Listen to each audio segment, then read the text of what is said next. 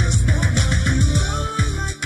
beautiful Sunday afternoon. This is Rubbin Minds. Welcome. My name is Ebuka Obiuchendo. Thanks for joining us as always.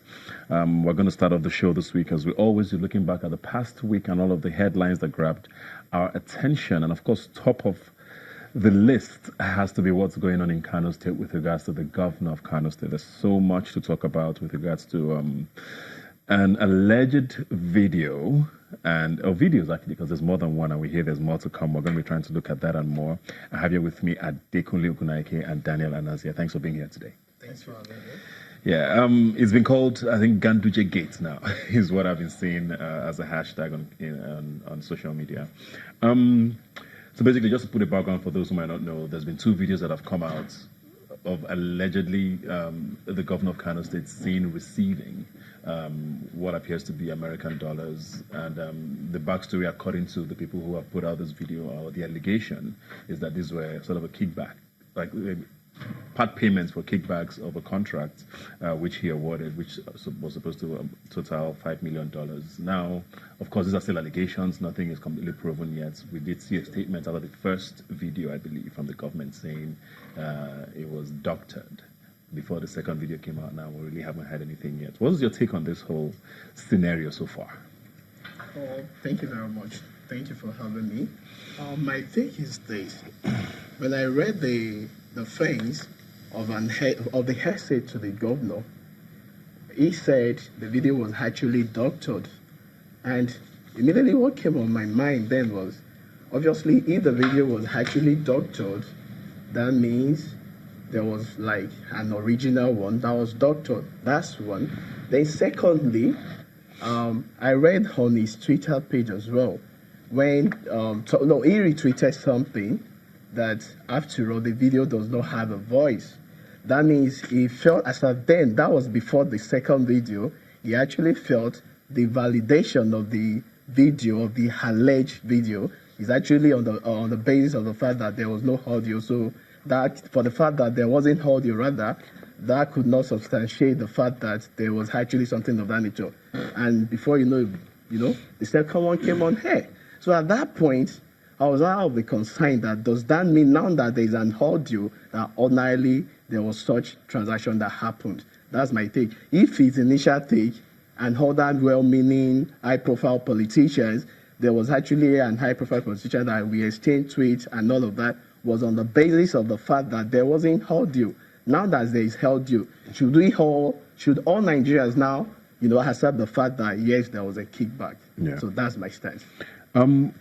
Daniel, now, the entire scenario has been, especially with the second video, with the emergence of the second video, there's been some pretty much silence on the part of government. And people have even wondered why has the federal government or President Buhari's administration, the presidency as a whole, seeing how vehement they are about their fight against corruption. Should they have said something? Should the EFCC have followed up? Is this a state issue, like some have said, and it doesn't concern the federal government? What do you think is happening?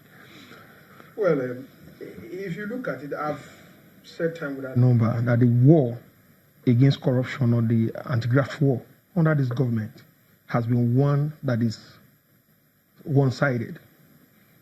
When I mean one-sided, it has been the opposition. And reason I, as a person, have said and will always say that until this government, this president's administration, take its fight, anti-corruption fight or war, and make it an open-ended fight, that is when some people will take this government serious about their fight. Now, on the issue on the front burner about the alleged video of Governor of Kano State, Ganduje, collecting kickback, and then the first video came out. And now, the young man who is releasing this video said there are more to come. But first, he needed security for his family. Because he knows in this country, they can come after him. So he knows what he's talking about. So he wants his family to be safe. Then he will now begin to... And when they said it was doctored and all of those things, he said, okay, it's doctored. Then he released the second one with audio. If you are saying the first one that does not have audio, it was doctored and all of those things. This is the second one with audio, deny the fact. And now back to the question you are asking that, or you asked, that the government at the center ordinarily should have made a statement. I believe in this, permit me to use this word, this saying from the Holy Book, Bible. A heart divided against itself cannot stand. So united we stand, divided we fall. So if this government decide to go against to pick the governor, and don't forget the fact that as a governor, sitting governor, there is immunity covering it. So it is that immunity that perhaps the government may not want to do anything. So I am not the spokesperson of the president or the government or the minister, but I believe it's on that basis that the government is kind of keeping silent. But ordinarily, it's believed that if President Buhari, with his acclaimed fight for against corruption rather, a statement should have come. You know, that will further put to